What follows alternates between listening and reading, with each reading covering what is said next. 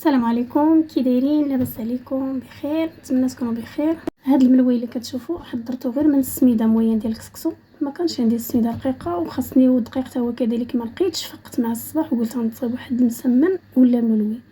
المهم ملي لقيت السميده موين ديال الكسكسو، يعني ما رقيقه ما غليظه، وهي مناش حضرت هاد الملوي كيجي رائع وبنين في نفس الوقت. خديت السميده مع الماء سخون وشويه ديال الملحه وشويه ديال واحد المعلقه صغيره ديال العسل ودلكتها مزيان. بعد درتها في بلاستيكه ودرتها حطيت هاك البلاستيكه حطيتها في الماء سخون حتى طلق ليا، ومن بعد زدت فيه شويه ديال الخميره وعاود دلكته شويه وخليته حتى ارتاح. بديت نسرح بالطريقه العاديه ديال الملوي كما كتشوفوا كنورقوا على هذا الشكل. نسرحوا على شكل طولي، وكنرش شويه ديال الزبده وشويه شويه ديال الزيت وشويه ديال السميده، ما كاينش الدقيق نهائيا، وكنلف بهذه الطريقه وكنخليه يرتاح.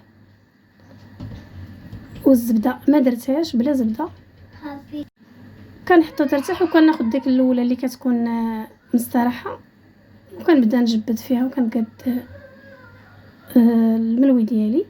كنجرح شويه وكنحطو يرتاح، ومن بعد كنبدا نطيب فيه.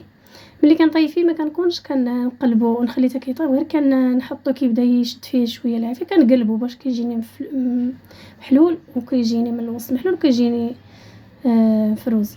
المهم الشكل ديالو كيجي محلول من الداخل وكيجي مقرمش من الفوق، كيجي رائع وبنين في نفس الوقت. كنتمنى لكم لا فيديو وشكرا لحسن المتابعه ديالكم.